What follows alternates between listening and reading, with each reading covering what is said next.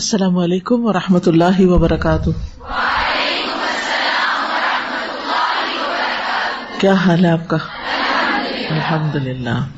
قصص القرآن کے سلسلے میں ہم انشاءاللہ آج ایک نیا قصہ پڑھنے جا رہے ہیں جو آدم علیہ السلام کے دو بیٹوں کے بارے میں ہے، حابیل اور قابیل کے بارے میں۔ نحمدہ ونصلی علی رسولہ الکریم، اما بعد فاعوذ باللہ من الشیطان الرجیم، بسم اللہ الرحمن الرحیم۔ رب اشرح لی صدری ویسر لی امری واحلل عقدۃ من لسانی یفقہوا قولی۔ الحمد للہ الاول قبل کل شیء، الآخر بعد کل شیء، الظاہر فوق کل شیء، الباطن دون کل شیء۔ الحمد للہ الاول بلا اول کان قبلہ، الآخر بلا آخر یکون بعدہ۔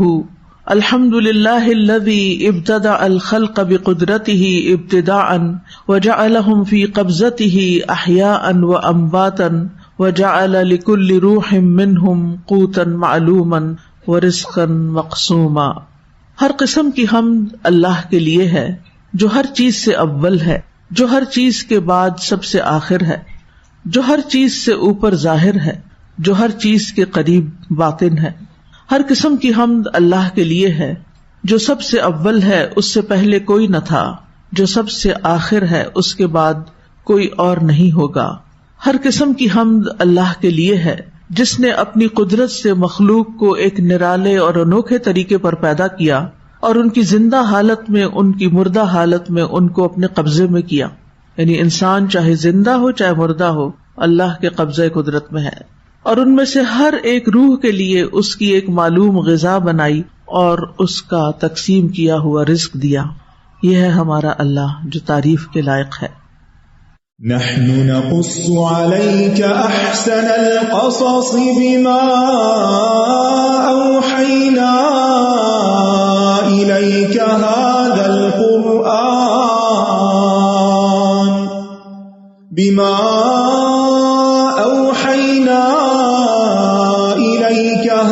القرآن وإن كنت من قبله لمن الغافلين۔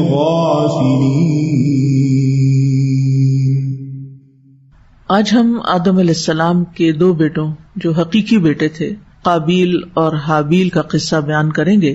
ان میں سے ایک بھائی نے دوسرے پر زیادتی کی، حتیٰ کہ اسے قتل کر دیا، اور یہ محض سرکشی اور اس نعمت پر حسد کی وجہ سے تھا جس سے اللہ تعالیٰ نے اسے نوازا تھا اور اس کی قربانی کو قبول کیا تھا جو اس نے اخلاص کے ساتھ اپنے رب کی بارگاہ میں پیش کی، اور دوسرے بھائی سے قربانی قبول نہیں کی کیونکہ وہ متقی نہیں تھا، اور اس طرح مقتول گناہوں کی معافی اور جنت میں داخلے کی وجہ سے کامیاب ہو گیا، اور قاتل دنیا اور آخرت میں ناکام اور نامراد ہوا۔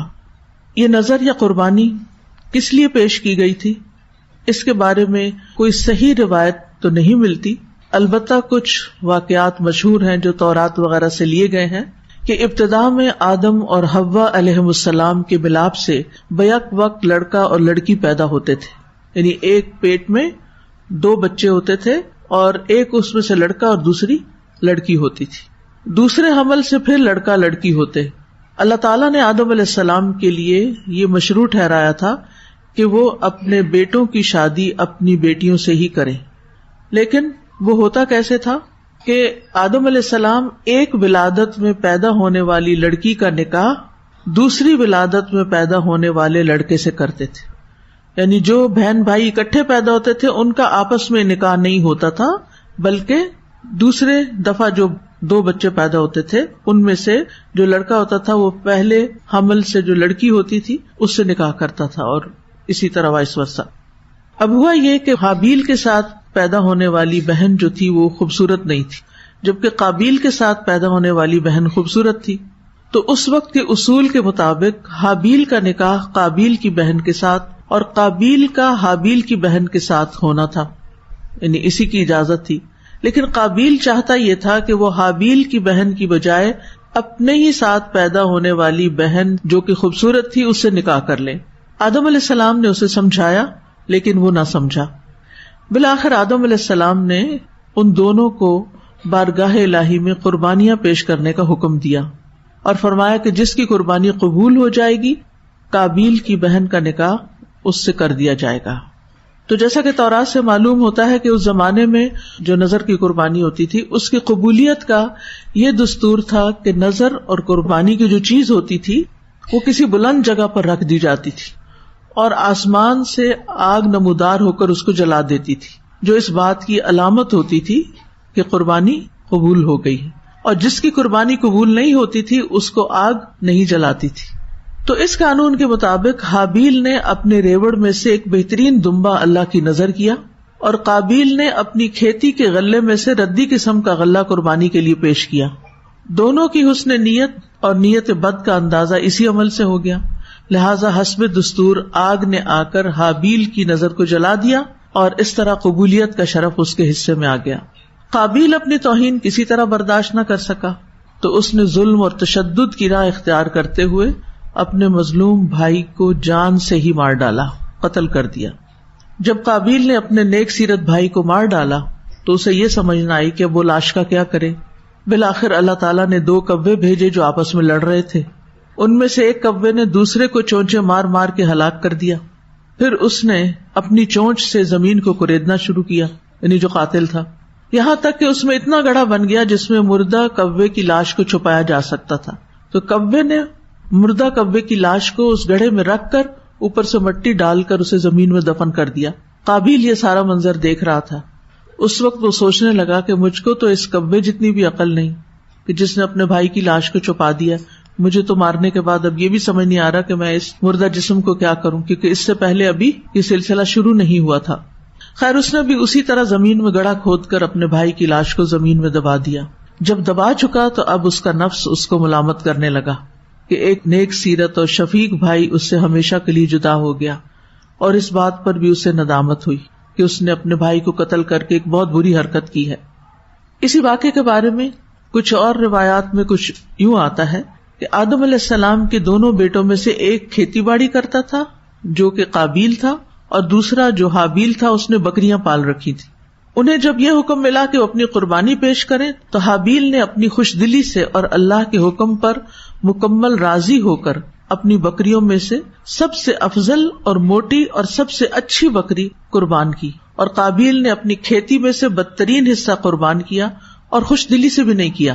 تو اللہ تعالیٰ نے حابیل کی قربانی قبول کر لی اور قابیل کی قربانی قبول نہ کی، تو قابیل نے اپنے بھائی کو حسد اور بغض کی بنا پر قتل کر دیا۔ پیچھے ہم آدم علیہ السلام کے واقعے میں پڑھ چکے ہیں کہ اللہ سبحانہ وتعالیٰ نے آدم اور حوا سے خطاب کرتے ہوئے کہا تھا قُلْنَا اهْبِطُوا بَعْضُكُمْ لِبَعْضٍ عَدُوٌّ، ہم نے کہا کہ زمین پر اتر جاؤ، تم میں سے بعض کے دشمن ہوں گے، وَلَكُمْ فِي الْأَرْضِ مُسْتَقَرٌّ وَمَتَاعٌ إِلَىٰ حِينٍ، اور تمہارے لیے زمین میں ایک مستقر یعنی قرارگاہ اور ایک وقت تک ٹھہرنا ہوگا، لیکن جب تک انسان دنیا میں باقی ہے وہ ایک دوسرے کے ساتھ دشمنی کا مظاہرہ کرتے رہیں گے۔ تو یہاں پر اس دشمنی کا عملی مظاہرہ ہم قرآن مجید کے اس واقعے میں دیکھتے ہیں۔ تو آئیے ان آیات کی تلاوت سنتے ہیں اور پھر ہم اس کی مزید وضاحت کریں گے۔ آیات ہے سورۃ المائدہ کی 27 سے 32 تک۔ وَاتْلُ عَلَيْهِمْ نَبَأَ ابْنَيْ آدَمَ بِالْحَقِّ إِذْ قَرَّبَا قُرْبَانًا فَتُقُبِّلَ مِنْ أَحَدِهِمَا وَلَمْ يُتَقَبَّلْ مِنَ الْآخَرِ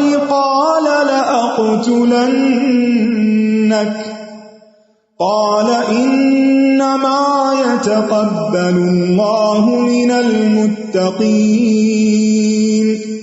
لَئِن بَسَطْتَ إِلَيَّ يَدَكَ لِتَقْتُلَنِي مَا أَنَا بِبَاسِطٍ يَدِيَ إِلَيْكَ لِأَقْتُلَكَ إِنِّي أَخَافُ اللَّهَ رَبَّ الْعَالَمِينَ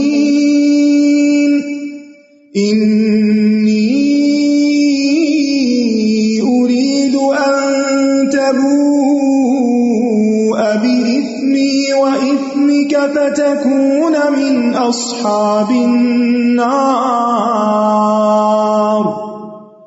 وذلك جزاء الظالمين فطوعت له نفسه قتل أخيه فقتله فأصبح من الخاسرين فبعث الله غرابا يبحث في الأرض ليريه كيف يواري سوءة أخيه قال يا ويلتى أعجزت أن أكون مثل هذا الغراب فأواري سوءة أخي فأصبح من النادمين من أجل ذلك كتبنا على بني إسرائيل أنه من قتل نفسا بغير نفس أو فساد في الأرض فكأنما قتل الناس جميعا ومن أحياها فكأنما أحيا الناس جميعا وَلَقَدْ جَاءَتْهُمْ رُسُلُنَا بِالْبَيِّنَاتِ ثُمَّ إِنَّ كَثِيرًا مِّنْهُمْ بَعْدَ ذَلِكَ فِي الْأَرْضِ لَمُسْرِفُونَ۔ ارشاد باری تعالیٰ ہے، اور آپ انہیں آدم کے 2 بیٹوں کی خبر ٹھیک ٹھیک پڑھ سنائیں۔ جب ان دونوں نے قربانی پیش کی تو ان میں سے ایک سے قبول کر لی گئی اور دوسرے سے قبول نہ کی گئی۔ اس نے کہا میں ضرور تجھے قتل کر دوں گا۔ پہلے نے کہا اللہ تو صرف متقی لوگوں سے ہی قبول کرتا ہے، اگر تو نے مجھے قتل کرنے کے لیے اپنا ہاتھ میری طرف بڑھایا تو میں تجھے قتل کرنے کے لیے اپنا ہاتھ تیری طرف نہیں بڑھاؤں گا۔ بے شک میں اللہ سے ڈرتا ہوں جو تمام جہانوں کا رب ہے۔ بے شک میں تو چاہتا ہوں کہ تو میرے اور اپنے گناہ کے ساتھ پلٹے، پھر تو آگ والوں میں سے ہو جائے، اور ظالموں کا یہی بدلہ ہے۔ تو اس کے نفس نے اپنے بھائی کو قتل کرنا اس کے لیے آسان بنا دیا، سو اس نے اسے قتل کر دیا، پھر وہ خسارہ پانے والوں میں سے ہو گیا۔ پھر اللہ نے ایک کوا بھیجا جو زمین کھودنے لگا تاکہ وہ اسے دکھائے کہ وہ اپنے بھائی کی لاش کیسے چھپائے۔ کہنے لگا ہائے افسوس مجھ پر، کیا میں اس سے بھی عاجز ہو گیا کہ میں اس کوے جیسا ہو جاؤں کہ اپنے بھائی کی لاش چھپا سکوں؟ تو وہ پشیمان ہونے والوں میں سے ہو گیا۔ اسی وجہ سے ہم نے بنو اسرائیل پر فرض کر دیا کہ جس نے کسی جان کو بغیر کسی جان کے بدلے یا زمین میں فساد کے بغیر قتل کیا تو گویا اس نے تمام انسانوں کو قتل کر دیا، اور جس نے اس کی زندگی بچائی تو گویا اس نے تمام انسانوں کی زندگی بچائی۔ اور یقیناً ان کے پاس ہمارے رسول واضح نشانیاں لے کر آئے، پھر اس کے بعد ان میں سے بہت سے لوگ زمین میں یقیناً زیادتی کرنے والے ہیں۔ وَاتْلُ عَلَيْهِمْ نَبَأَ ابْنَيْ آدَمَ بِالْحَقِّ۔ وَاتْلُ خطاب ہے نبی صلی اللہ علیہ وسلم سے، تلا یتلو تلاوتن سے، مطلب ہے اقرأ علیہم یا علی الناس یا علی السامعین، پڑھ کر سنائیے ان پر جو آپ کے مخاطب ہیں، یا لوگوں پر یا سننے والوں پر، یعنی قرآن تمام انسانوں کے لیے ہے، لہذا یہ قصہ بھی سبھی کے لیے ہے۔ نبی صلی اللہ علیہ وسلم سے یہ مطلوب تھا کہ وہ سارا ہی قرآن پڑھ کر سنائیں، جیسے کہ اللہ تعالیٰ کا ارشاد ہے سورۃ العنکبوت میں آتا ہے اتل ما اوحی الیک من الکتاب، اس کی تلاوت کرو جو کتاب میں آپ کی طرف وحی کی گئی ہے، یعنی کتاب میں جو کچھ آپ کی طرف وحی کیا گیا ہے لوگوں کو پڑھ کر سنا دیجیے۔ لیکن یہاں مزید اہتمام کرتے ہوئے کہا کہ یہ قصہ اب تلاوت کیجیے، یہ قصہ پڑھ کر سنائیے۔ وَاتْلُ عَلَيْهِمْ نَبَأَ ابْنَيْ آدَمَ، آدم کے 2 بیٹوں کا قصہ انہیں پڑھ کر سنائیں۔ اس سے کیا بات پتہ چلتی ہے کہ سیلف ریڈنگ، خود پڑھنا اور طرح سے انسان کو فائدہ دیتا ہے، لیکن قرآن کو سننا اور قرآن کو پڑھ کر سنانا یہ ایک اہم کام ہے۔ یعنی قرآن مجید ایسی کتاب نہیں جس کو ہم دل ہی دل میں بس ایسے منہ بند کر کے صرف آنکھوں سے پڑھ لیں، کیونکہ کچھ لوگ رمضان میں کئی قرآن ختم کر لیتے ہیں، تو مجھے بعض اوقات حیرت ہوتی ہے کہ ان کے پاس کیسے اتنا وقت آیا ہے.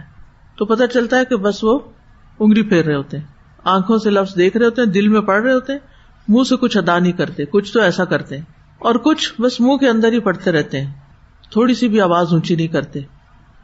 ٹھیک ہے، کوئی سو رہا ہے یا گھر میں کوئی اور کام ہو رہا ہے اور آپ کو اونچی آواز نہیں کرنی تو کوئی بات نہیں، لیکن قرآن مجید پڑھنے سے ثواب ملتا ہے، منہ سے ادا کرنے سے، کیونکہ اس کا ہر حرف اہم ہے اور اس کا حق اس کو دینا چاہیے.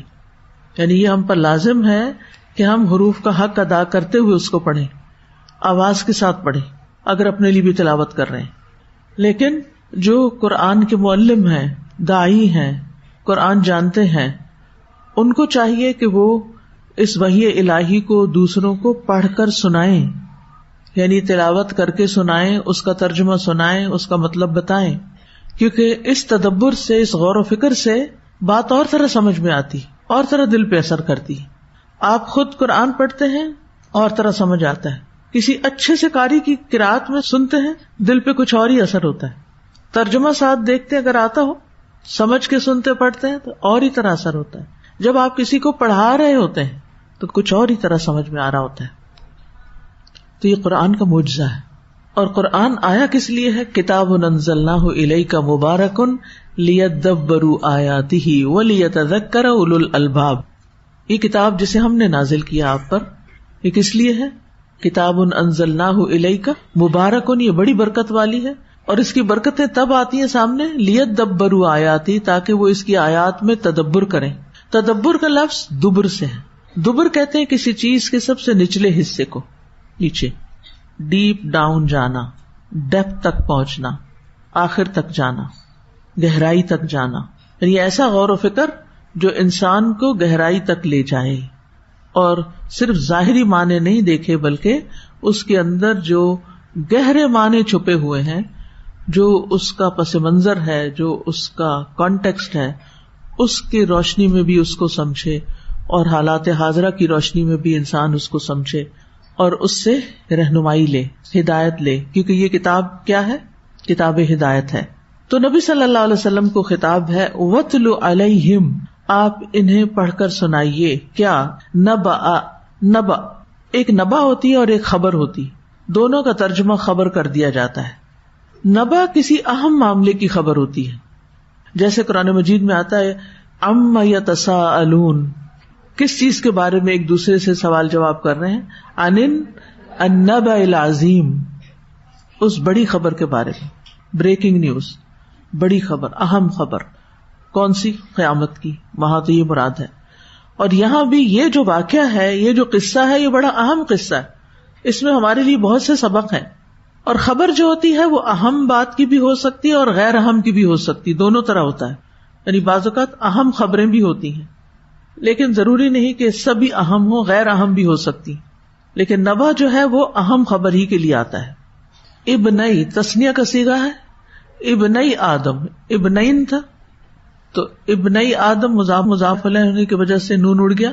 آدم کے دو بیٹوں کا قصہ مراد ہے، ان کے دو صلبی یا حقیقی بیٹے، جیسا کہ قرآن کریم سے اس کا سیاق ظاہر ہو رہا ہے. ان دونوں بیٹوں کا نام قرآن مجید میں نہیں آیا، لیکن دیگر کتابوں میں حابیل اور قابیل مشہور ہے. قرآن و حدیث دونوں میں یہ نام نہیں ملتا، لیکن بعض روایات میں آتا ہے. اور پھر فرمایا بالحق، حق کے ساتھ، یعنی آپ قصہ سنائیں اور بالکل سچا سچا، حقیقی، اصلی، واقعی جو ہوا وہی. عام طور پر جب واقعات سنائے جاتے ہیں، قصے سنائے جاتے ہیں، کہانیاں سنائی جاتی ہیں، تو ان کو خوبصورت بنانے کے لیے، دلچسپ بنانے کے لیے کیا کیا جاتا ہے؟ ایگزیجریشن، اس میں جھوٹ سچ ملا دیا جاتا ہے. کچھ باتیں سچی ہوتی ہیں، پھر ان کے اوپر ملمہ سازی کر لی جاتی ہے. یہ جو ناولز ہوتے ہیں، ان کے اندر کچھ نہ کچھ سچائی تو ہوتی ہے، لیکن اکثر کیا ہے، من گھڑت باتیں ہوتی ہیں نا. جو تخیل ہوتا ہے آتھر کا، وہ اس سے لکھی جاتی ہیں، ان سے بھی لوگ سبق لے لیتے ہیں. لیکن قرآن میں کوئی قصہ برائے قصہ نہیں آیا، بلکہ کسی مقصد کے تحت آیا ہے اور سچا قصہ آیا ہے، اس میں کوئی شک و شبے والی بات نہیں، کسی قسم کی کوئی ملاوٹ نہیں، کوئی ایگزیجریشن نہیں. تو یہاں پر ہمیں ایک اصول دیا جا رہا ہے کہ جب آپ کوئی اہم خبر کسی کو بتائیں تو پھر اس کو بالکل حق کے ساتھ بتائیں، سچ سچ بتائیں. اور اسی طرح تاریخی واقعات، تاریخی روایات، ان کی نقل میں بھی ایک اہم اصول دے دیا گیا ہے کہ احتیاط لازم ہے، کہ بات میں کوئی جھوٹ نہ ہو، کوئی دھوکہ نہ ہو، اور نہ ہی اصل واقعے میں کسی قسم کی کوئی تبدیلی یا کمی بیشی ہو. اور یہ کتنا اہم ہے، ہم اس کا کتنا اہتمام کرتے ہیں. آپ مثلاً گھر سے نکل کر یہاں آئے، راستے میں آپ نے کوئی ایکسیڈنٹ دیکھا، آپ اسکول پہنچ کر کسی کو کہتے ہیں آج میں نے تو بہت برا ایکسیڈنٹ دیکھا ہے، اور پھر کچھ چیزیں اس میں صحیح ہوتی ہیں اور کچھ آپ کا پری کانسیپٹ ہوتا ہے، کوئی پیچھے سے کوئی باتیں پہلے سے کوئی ذہن میں بیٹھی ہوئی ہوتی ہیں، کچھ وہ مل جاتی ہیں، کچھ آپ بھول چکے ہوتے ہیں، تو پھر آپ کو کڑیاں جوڑنے کے لیے کچھ اس میں اضافہ کرنا پڑتا ہے. تو وہ پورے کا پورا حق پر مبنی نہیں ہوتا. ایسے واقعات جیسے آج کل آپ دیکھیں میڈیا میں، ایسے واقعات انسان سنتا ہے تو ایک کان سے سن کے دوسرے سے نکال دے، ان پر پکا یقین نہ کرے، کیونکہ ہمیں نہیں پتا اس کی حقیقت کیا ہے. افسوس کے ساتھ کہنا پڑتا ہے کہ ہمارے ملک میں مختلف شخصیات کی جو کردار کشی کی مہم چلی ہوئی ہے، ایک دوسرے کے اوپر الزام تراشی کی، اس میں بہت کچھ سچ اور بہت کچھ جھوٹ ملا دیا گیا ہے. لہذا جب بھی کسی کے بارے میں خاص طور پر کوئی بات سنیں تو اس پر بہت احتیاط کا معاملہ کریں کہ اس کو اگر آپ نے آگے نریٹ کرنا ہے تو پھر پہلے تصدیق کرنی ہوگی. مثلاً آپ سے کوئی کہتا ہے آ کے کہ آپ کو پتا ہے کہ فلاں سیاسی لیڈر نے کتنی کرپشن کی ہے، اس نے یہ بھی کیا، یہ بھی کیا، یہ بھی کیا، حالانکہ آپ کے پاس کوئی فرسٹ ہینڈ انفارمیشن نہیں، آپ سیکنڈ تھرڈ اور مختلف لوگوں اور بعض اوقات جو رقیب ہوتے ہیں ان کی زبان سے وہ بات سن کے پکے یقین کے ساتھ آگے بیان کر رہے. تو میں آپ کو بتا رہی ہوں ایسے ہی ہے بھی، کہاں سے آپ بتا رہی ہیں، کہاں سے الہام ہوا آپ کو. اور بہت دفعہ ایسا ہوتا ہے کہ ایسی خبروں کی پھر تردید بھی آ جاتی، ایسی خبروں کے اوپر رد بھی آ جاتا ہے. اسی طرح اپنے گھر کے اندر آپ دیکھیں، گھر میں بہت سے افراد مل جل کے رہ رہے ہوتے ہیں. بعض اوقات ایک شخص دوسرے کو کوئی بات کہتا ہے، آپ تیسرا سن رہے ہوتے ہیں، آپ کا اس سے کوئی مطلب نہیں. اول تو یہ بات آپ کو کسی اور سے کرنی نہیں چاہیے، آپ نے صرف اوور ہرڈ کیا ہے. آپ اس میں کچھ اپنی طرف سے چیز اپنے خیالات سے ملا کے آ کے کسی تیسرے شخص کو بتاتے ہیں. کیا یہ طریقہ درست ہوگا؟ کیا ایسا کرنا چاہیے؟ نہیں. گھروں میں جتنے بھی فسادات ہیں، جو لڑائیاں ہیں، بدگمانیاں ہیں، فتنے فساد، اس کی بنیادی وجہ یہی ہوتی ہے کہ ہماری باتوں کے اندر سچائی نہیں ہوتی، حق نہیں ہوتا، ناحق باتیں ہم دوسروں پہ کرتے ہیں. پھر اسی طرح آپ دیکھیں، مثال کے طور پر بچے اسکول سے آ رہے ہیں، اب دو بچے جو ہیں وہ آپس میں لڑ پڑے گاڑی میں کسی وجہ سے، اور ایک دوسرے کی پٹائی بھی کر دی. اب گھر پہنچ کے جو بچہ پہلے ماں کے پاس پہنچ جائے گا اور اپنی مظلومیت کی داستان سنا دے گا تو ماں کیا کرے گی؟ دوسرے بچے کی کہانی سنے بغیر اس کی پٹائی کر دی. کیا ایسے نہیں ہوتا عام طور پر؟ صرف یک طرفہ داستان سن کر فیصلہ کر لینا. اسی طرح اداروں کے اندر بھی ہوتا ہے، یعنی جہاں بھی لوگ اکٹھے ہوتے ہیں وہاں یہ خرابی پائی جاتی ہے کہ ایک کی بات، ایک واقعہ، ایک چیز، ایک طرز عمل دوسرے تک پہنچانے میں پوری سچائی سے، حق سے کام نہیں لیا جاتا. حق وہ ہوتا ہے جو بالکل سچ و حقیقت پر مبنی. حق کا لفظ کس سے؟ حقیقت سے، نہیں حقیقت پر مبنی بات ہو. کیونکہ جب ہم حقیقت کو نظر انداز کر دیتے ہیں تو اس سے پھر بہت سی خرابیاں پیدا ہو جاتی ہیں. اب یہاں پر اللہ سبحانہ وتعالیٰ نے جو وحی نازل کی نبی صلی اللہ علیہ وسلم پر، اس کے بارے میں کیوں فرمایا کہ ذالک الکتاب لا ریب فیہ، یہ کتاب اس میں کوئی شک نہیں، کوئی شک ہی نہیں، اس لیے اس پر ہمارا پکا یقین ہونا چاہیے. لیکن اس کے علاوہ احادیث ہیں جیسے جو صحیح احادیث چھانٹ پرکھ کے ہم تک پہنچی، ان پر بھی یقین ہونا چاہیے تاکہ پھر ہم عمل پورے ثبات کے ساتھ کر سکیں. لیکن اس کے بعد آپ دیکھیں کہ انسانوں سے جو باتیں آپ سنتے ہیں، بڑوں سے یا چھوٹوں سے، ان کے بارے میں تحقیق ضروری ہے اپنی حد تک. مثلا اسکول میں آپ ایک ٹیچر ہیں، ایک بچہ روتے ہوئے دوسرے بچے کی شکایت لے کے آ جاتا ہے، آپ دوسرے کو بلا لیتے ہیں اور آپ اس کو سزا دے دیتے ہیں، تو یہ ناانصافی ہوگی. ٹھیک ہے، انشاءاللہ جو ان آیات سے سیکھی ہوئی باتیں اس سے مزید اس پہ ہم بات کر سکتے ہیں آگے جا کر. آپ بھی اس پر غور کیجئے کہ آج سے لے کر کل کلاس میں آنے تک آپ اپنی گفتگو پر توجہ رکھیں کہ میں نے کسی کے بارے میں کوئی بھی واقعہ کسی کو سنایا تو وہ کتنا تحقیق پر مبنی تھا، کتنا حقیقت پر مبنی تھا، یا میں نے سنی سنائی بات آگے کر دی. آج کل آپ دیکھیں کہ سوشل میڈیا پر کیا ہوتا ہے، کسی کی بات اٹھائی اور آگے فارورڈ کر دی اور اس پہ ساتھ لکھ دیا کہ زیادہ سے زیادہ لوگوں تک یہ پہنچا دیں. پچھلے دنوں ایک آڈیو میرے بارے میں کسی نے اسی طرح کی بنائی اور آخر میں کہا کہ زیادہ سے زیادہ لوگوں تک اس کو پہنچائیں، اور اس وقت بڑے یقین کے ساتھ کہا گیا کہ میں جب پی ایچ ڈی کرنے کے لیے گئی تھی 2-2.5 سال کے لیے اکیلے ہی چلی گئی تھی بغیر محرم کے. حالانکہ اس بات میں کوئی سچائی نہیں. میری پی ایچ ڈی 4 سال میں ہوئی اور میں اپنے شوہر کے ساتھ تھی، لیکن بولنے والے نے معلوم نہیں کہاں سے معلومات لی، کس نے اڑتی اڑتی بات ان کو بتائی، آدھی بات بتائی، انہوں نے اس پہ یقین کر لیا، اس پہ آڈیو تیار کی اور اس کو دینی حلقوں میں خوب پھیلایا جا رہا ہے تاکہ کوئی میری بات نہ سنے. جب بھی کوئی مجھے کسی نہ کسی سے منسوب کر دیتے ہیں، کبھی کسی سے کرتے ہیں، کبھی کسی سے، کبھی کسی، تو میں ہمیشہ یہ کہتی ہوں کہ جو میں باتیں کرتی ہوں نا مجھے ان میں غلطی بتائیں میری، میں بہت مشکور ہوں گی، بہت شکر گزار ہوں گی کہ مجھے میری غلطی پتہ چلے. اگر میرے کوئی ادنا سے ادنا شاگرد بھی آ کے مجھے کہے کہ آج آپ کے منہ سے یہ بات یوں نکل گئی جبکہ یوں ہے، صحیح ہوگی تو میں اسے ایکسپٹ کروں گی، مجھے اس میں کوئی آر نہیں. میں نے ہمیشہ اپنے ساتھ بچیاں بٹھائی ہوتی تھی جب میں قرآن مجید کی تفسیر کر رہی ہوتی تھی، جن کا صرف کام یہ ہوتا تھا مجھ پہ نظر رکھنا کہ میں کہاں غلطی کرتی، کہاں بھولتی، کیونکہ بھول چوک انسان کے ساتھ ہے. بعض اوقات ایک لفظ منہ سے نکالنا ہوتا ہے، کچھ اور انسان سوچ رہا ہوتا ہے، سامنے کچھ اور واقعہ ہو رہا ہوتا ہے، انسان بھول کے کچھ اور کہہ جاتا ہے. بہت پاسبل ہے. تو جس کو بھی میرے عقیدے سے کوئی مشکل ہے، میرے کسی گفتگو سے، میرے کسی بیان سے، وہ اس کی غلطی مجھ پر کسی دلیل سے ثابت کر دے تو میں اپنی بات سے رجوع کر لوں گی. لیکن یہ طریقہ انتہائی غلط ہے کہ بغیر پوری معلومات لیے کسی کے بارے میں سوشل میڈیا پر باتیں پھیلانا اور پھیلاتے چلے جانا اور بغیر تحقیق کے آگے آگے آگے فارورڈ کرنا، یہ جھوٹ پھیلانے کے مترادف ہے. اور آپ کو معلوم ہے کہ نبی صلی اللہ علیہ وسلم جب معراج پر گئے تھے تو ایک شخص کو دیکھا آپ نے کہ ایک آنکڑے کے ذریعے اس کے جبڑے کو کاٹ دیا جاتا تھا پیچھے تک، کان تک، اور پھر وہ جڑ جاتا، پھر وہ کاٹ دیا جاتا، پھر چیر دیا جاتا. پوچھا گیا کہ یہ کس چیز کی سزا ہے؟ بتایا گیا کہ یہ شخص ہے جو ایک جھوٹ بولتا تھا اور پھر وہ جھوٹ پوری دنیا میں پھیل جاتا تھا. یعنی یہ کوئی مذاق نہیں، کھیل نہیں. ہمیں اللہ سے ڈرنا چاہیے کہ کسی کی بھی کردار کشی کرتے ہوئے، جو میں ہوں کوئی اور ہو، یہ نہیں کہ ضرور میں ہی، کوئی بھی ہو، کسی کے بارے میں بھی جو بات آپ سنیں پہلے اس سے تحقیق کر لیں، شک میں نہ رہیں. کیونکہ بعض اوقات ہمارے اپنے اسٹوڈینٹس شک میں مبتلا رہتے ہیں کہ پتہ نہیں ہم یہ ٹھیک بھی پڑھ رہے ہیں کہ نہیں پڑھ رہے.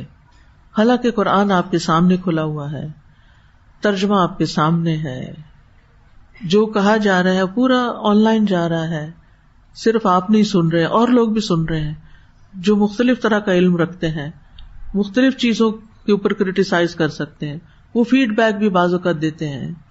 تو ایسے میں اگر کوئی انسان شک کے ساتھ علم حاصل کرتا ہے تو اس کا عمل نہیں بدلتا، اور جو یقین کے ساتھ لیتا ہے کسی چیز کو پھر وہ اس کے مطابق اپنے آپ کو تبدیل بھی کرتا ہے. اور یہ علم ایسا نہیں کہ جو ہم گدھے کی طرح اپنے اوپر کتابیں لاتے چلے جائیں، بوجھ اکٹھا کرتے چلے جائیں. یہ علم اپنی اصلاح کے لیے ہے، تربیت کے لیے ہے، عالم کہلانے کے لیے نہیں ہے، اور نہ ہی کوئی بڑا انسان بننے کے لیے، بلکہ اپنی آخرت کی نجات کے لیے ہے. اور اس پر ہمیں فوکسڈ ہونا چاہیے، توجہ کرنی چاہیے. ہم جس دور میں داخل ہو رہے ہیں وہ کافی نازک دور ہے. نبی صلی اللہ علیہ وسلم نے دجال کے فتنے سے اپنی امت کو ڈرایا، اور ہر نبی نے ڈرایا. اور ظاہر ہے کہ دجال آخری وقتوں میں آئے گا، اور ہر نماز میں اس سے پناہ مانگنے کی دعا سکھائی. اللہم انی اعوذ بک من عذاب القبر واعوذ بک من فتنۃ المسیح الدجال واعوذ بک من فتنۃ المحیا والممات. اللہم انی اعوذ بک من المأثم والمغرم. تو آپ دیکھیے کہ دجال کا لفظ کس سے نکلا ہے؟ دجل، فریب، جھوٹ. سوشل میڈیا پہ کتنا زیادہ دجل اور فریب آپ کو عام طور پر نظر آتا ہے. پچھلے دنوں کسی نے ایک ویڈیو دکھائی جس میں ٹرمپ کو جھاڑو لگاتے ہوئے، ٹرمپ کو پکڑ کے جیل لے جاتے ہوئے، اور اسی طرح کچھ اور ایکشنز اس کے تھے، اس کی تصویریں ڈالی ہوئی تھی اور بالکل ایسے ہی لگ رہا تھا کہ جیسے واقعی یہ ٹرمپ ہی جھاڑو لگا رہا ہے اور ٹرمپ ہی یہ سب کچھ کر رہا ہے.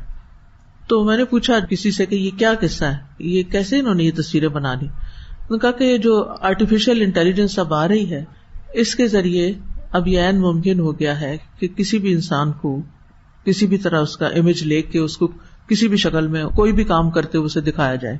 اور اب یہ بھی آ رہا ہے سننے میں کہ مثلاً میری آواز لے کے اس کو ریکگنائز کر کے پھر اسی آواز میں جو جی چاہے کلوا لیا جائے, یعنی اس حد تک فریب.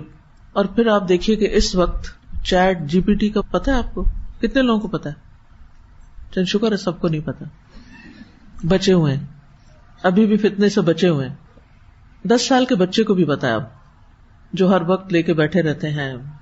یہ ایک سافٹ ویئر ہے جس میں آپ اس کو انسٹرکشن دیتے ہیں کہ for example write me an essay on Ramzan in Pakistan for example. تو آپ کو چند سیکنڈز میں وہ جو ملکہ بلقیس کا تخت اٹھا کے لایا تھا نا آنکھ جھپکنے میں, تو مجھے وہی بات یاد آ رہی تھی کہ چند سیکنڈز کے اندر آپ کو پورا آرٹیکل مل جائے گا. اب بچے کیا کر رہے ہیں؟ میں نے ایک بچے سے پوچھا کہ تمہیں تو نہیں پتا اس کا؟ کہتا پتا ہے. اب اگر اس کو اسکول سے کوئی ہوم ورک ملتا ہے تو اسے ہوم ورک کرنے کی کیا ضرورت ہے؟ وہ کہے گا رائٹ می سم تھنگ, کیلکولیشن بھی ہو جائیں گی, سب کچھ ہو جائے گا.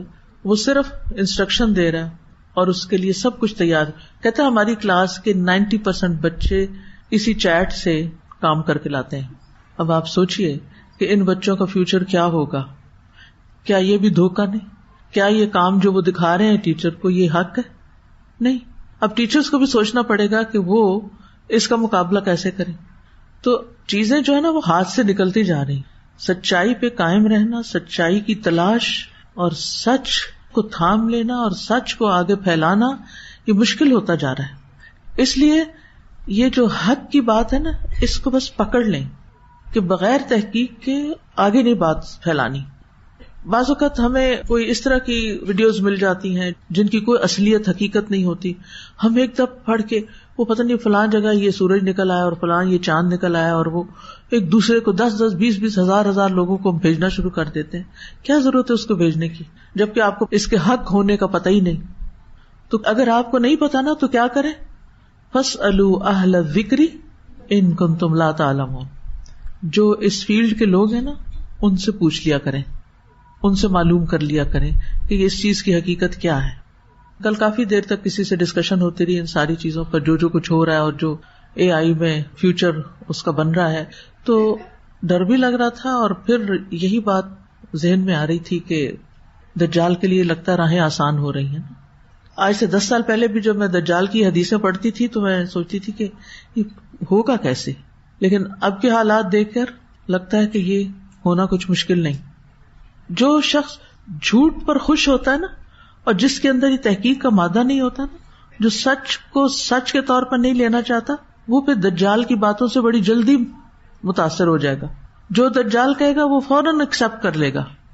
لیکن جو سچا مومن ہوگا جس نے سچ پہ زندگی بسر کی, کونوا مع الصادقین, ہمیں قرآن میں کہا گیا سچے لوگوں کا ساتھ دو, سچے لوگ اکٹھے ہو جائیں, سچ کی تلاش میں ہو, تو وہ دجال کو پہچان جائیں گے اور وہ دجال کی بات نہیں مانیں گے. اور یہ بھی میں آپ کو بتا دوں کہ ایک حدیث کے مطابق دجال کی اکثر فالوور عورتیں ہوں گی. کتنا بڑا فتنہ ہے اور کتنا ڈرنے کی ضرورت ہے. تو ہم نے دراصل اپنے ساتھ فیصلہ کرنا ہے. اسی لیے میں آپ کو یہ ہوم ورک دے رہی ہوں کہ آپ جا کر اگر اپنے سوشل میڈیا کو دیکھ رہے ہیں یا پھر آپ کچھ پڑھ رہے ہیں یا کسی کو کوئی واقعہ بیان کرنے لگے ہیں تو پہلے سوچیں, تولیں کہ کیا میں بات پوری طرح سمجھی ہوں, کیونکہ بعض اوقات ہم آدھی بات لے کے پھر آدھی خود ملا لیتے ہیں اور صحیح سمجھتے ہی نہیں. تو بات کو صحیح طرح سننا, پھر اس کو سمجھنا, پھر اس کو آگے بیان کرنا چاہیے. اور ویسے بھی ہر چیز تو ہمارے اعمال نامے میں لکھی جا رہی ہے, اس سے بھی ڈرنا چاہیے کہ کل کو یہی ہم دیکھیں گے دوبارہ اپنے سامنے. تو بہرحال ہم کسی پر تو بند نہیں باندھ سکتے, ہم دنیا کو تو آگے بڑھنے سے نہیں روک سکتے, ہم ٹیکنالوجی میں ایڈوانسمنٹ کو تو نہیں روک سکتے. وہ تو جو کرنے والے دن رات لگے اور کر رہے ہیں جو کرنا ہے انہوں نے. ہمیں یہ دیکھنا ہے کہ اس سارے سیناریو میں ہم نے کیا کرنا ہے, ہم نے ان ساری چیزوں کو کیسے استعمال کرنا ہے اور ان کے شر سے کیسے بچنا ہے, اور اپنے آپ کو کس طرح حق پر جمائے رکھنا ہے. کیونکہ دجال حق پر جمے نہیں رہنے دے گا. تو اذ قربا قربانا فتقبل من احدہما ولم یتقبل من الآخر، جب دونوں نے ایک قربانی کی تو ان میں سے ایک سے قربانی قبول کر لی گئی جبکہ دوسرے سے قربانی قبول نہ کی گئی. اذ قربا تسنیہ کا صیغہ ہے، دونوں نے قربانی کی. قربانی صرف جانور کی نہیں ہوتی، یعنی ابھی میں نے واقعے میں آپ کو بتایا نا کہ ایک نے گیہوں کا صدقہ دیا تھا اور ایک نے بکری یا بھیڑ کا. تو قربانی سے مراد ہر وہ عمل جس سے اللہ تعالیٰ کا تقرب حاصل کیا جاتا ہے. یعنی انسان اپنا مال قربان کرتا ہے، اپنی جان قربان کرتا ہے، اپنا وقت قربان کرتا ہے، اپنی صلاحیتیں قربان کرتا ہے، اپنا آرام قربان کرتا ہے اللہ تعالیٰ کی رضا کے لیے. تو یہ ساری قربانیاں ہوتی ہیں، یعنی وقت کی قربانی، صلاحیتوں کی قربانی، مال کی قربانی، یہ سب قربانیاں ہیں. تو قربانی سے مراد وہ عمل جس سے اللہ عز و جل کا تقرب حاصل کیا جائے. اللہ سبحانہ تعالیٰ نے اس واقعے کو مبہم رکھا، یہ نہیں واضح کیا کہ وہ سونا تھا یا چاندی تھی، غلہ تھا یا جانور تھے. اگر اس میں کوئی مصلحت ہوتی تو اللہ تعالیٰ ضرور بیان کر دیتے. یعنی انسان غور کرتا ہے نا کہ آخر کیا وجہ ہوگی کہ اللہ سبحانہ تعالیٰ ان چیزوں کو بیان نہیں کرتے، وجہ کیا ہے، تاکہ انسان جو مقصد ہے اس پر فوکس رہے. کیونکہ اگر اللہ تعالیٰ فرما دیتے وہ گندم تھے یا چاول تھے یا فلاں تھا، اس سے ہماری معلومات میں کیا اضافہ ہوتا، اور پھر دھیان چاولوں پہ چلا جاتا، اور ہو سکتا ہے بھوک کا وقت ہو اور چاول کا لفظ سن کے بھوک میں اضافہ ہو جائے اور دھیان کچن میں چلا جائے اور وہ واقعہ یہیں کا یہیں رہ جائے. ہاں، تو غیر ضروری سب چیزوں کو ایلیمینیٹ کر دیا گیا ہے. اور ہمیں بھی بہت تکلف کرنے کی اور بہت تحقیق کرنے کی ضرورت نہیں کہ آدم علیہ السلام نے جنت کے کس درخت کا پھل کھایا تھا اور ان کے بیٹوں نے کس چیز کی قربانی کی تھی، بس قربانی کر لی تھی. ہاں، بعض مفسرین کا خیال ہے کہ دونوں نے اپنے اپنے طور پر اللہ تعالیٰ کی بارگاہ میں کچھ نظر پیش کی تھی. حابیل نے دمبے کی قربانی کی اور قابیل نے گندم کی بالی قربانی میں پیش کی. قربانی کیسے قبول ہوئی؟ آسمان سے آگ آئی اور اسے کھا گئی، جو اس کی قبولیت کی دلیل تھی.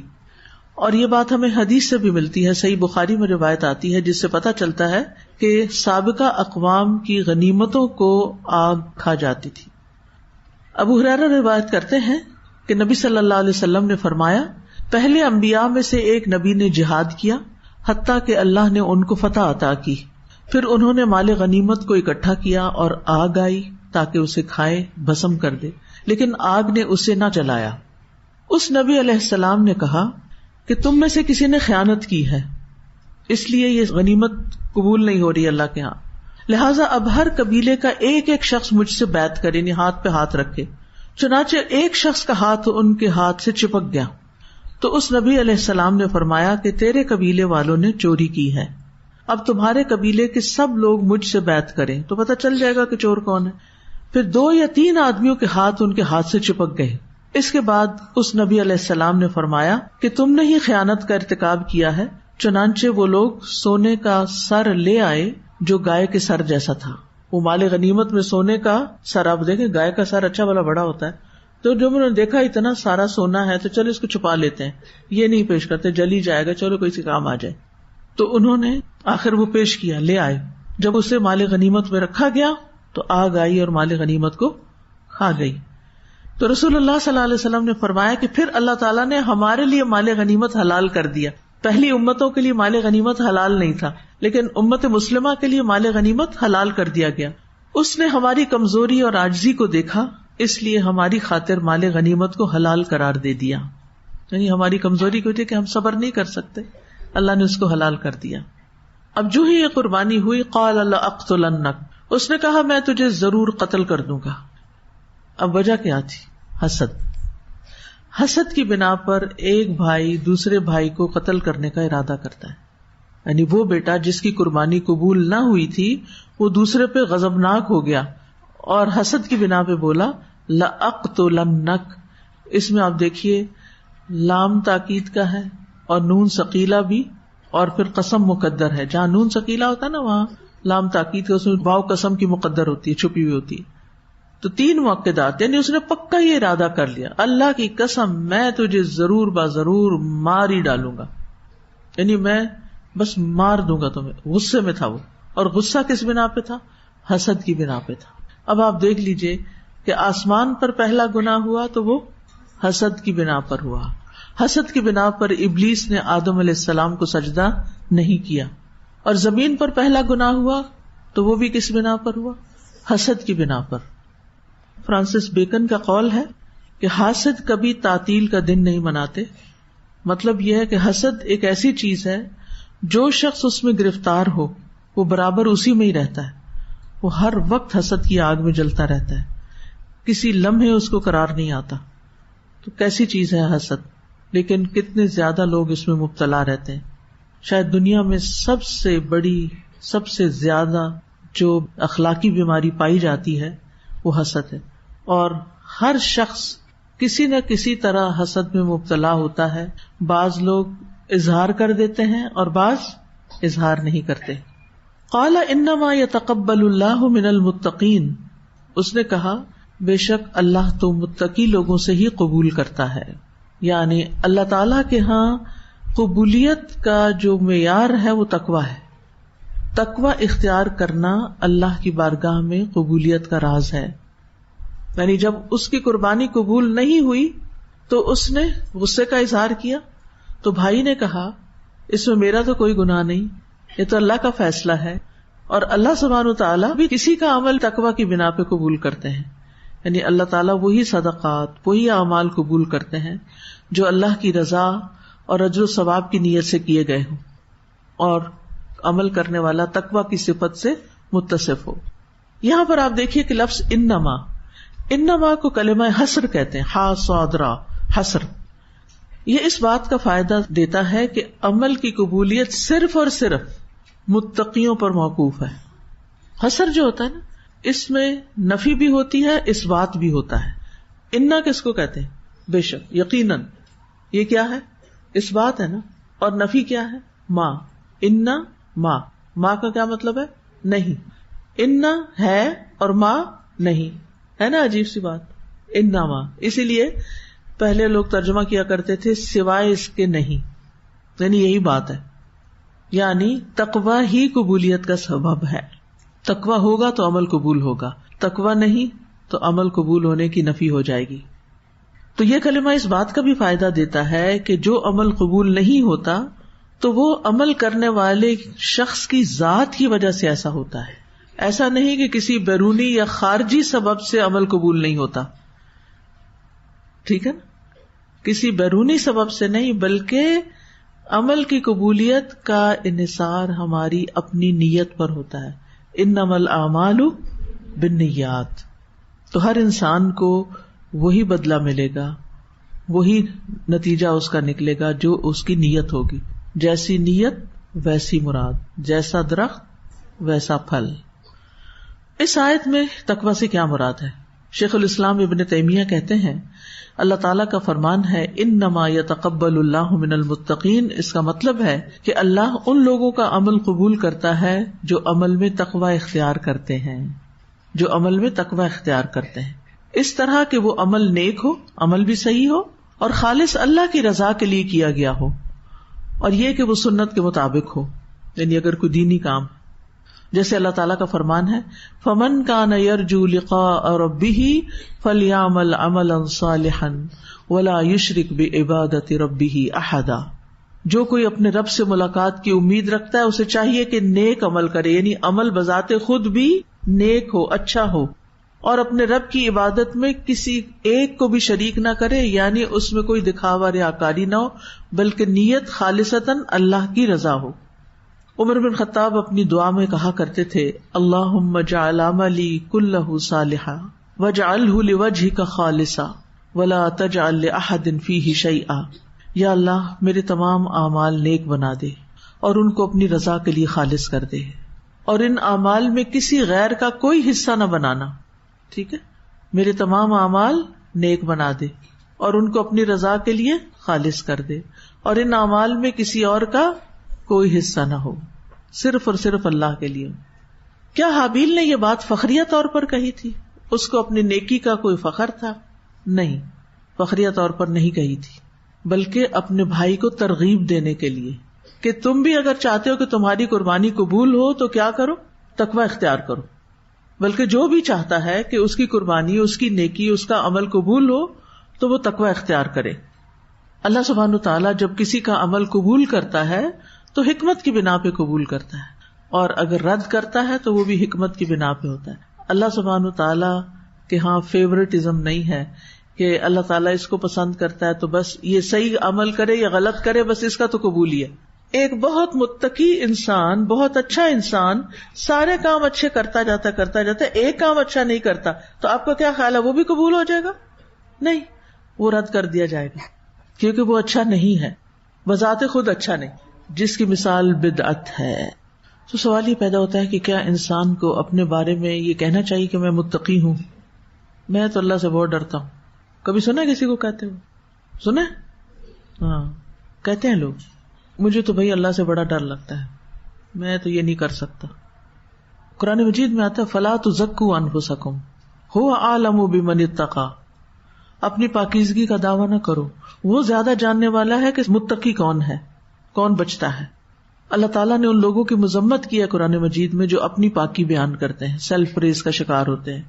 الم تر الی الذین یزکون انفسہم بل اللہ یزکی من یشاء ولا یظلمون فتیلا، کیا آپ نے ان لوگوں کو نہیں دیکھا جو اپنے آپ کو پاک کہتے ہیں، بلکہ اللہ پاک کرتا ہے جسے وہ چاہتا ہے، اور ان پر ایک دھاگے کے برابر بھی ظلم نہ کیا جائے گا.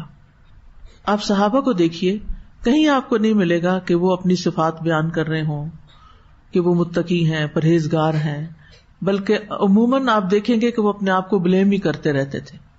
زید بن اسلم اپنے باپ سے روایت کرتے ہیں کہ عمر بن خطاب نے ابو بکر صدیق رضی اللہ عنہ کو دیکھا کہ وہ اپنی زبان کو کھینچ رہے تھے. عمر رضی اللہ عنہ نے پوچھا اے خلیفہ رسول، یہ کیا کر رہے ہیں؟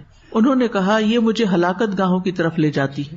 رسول اللہ صلی اللہ علیہ وسلم نے فرمایا ہے کہ جسم کا ہر حصہ، ہاتھ، پاؤں، سر، دل، دماغ، اللہ سے زبان کی تیزی کی شکایت کرتا ہے کہ بہت جلد بول پڑتی ہے، بغیر سوچے سمجھے، بغیر تحقیق کیے، بغیر سچ اور جھوٹ کا فرق جانے.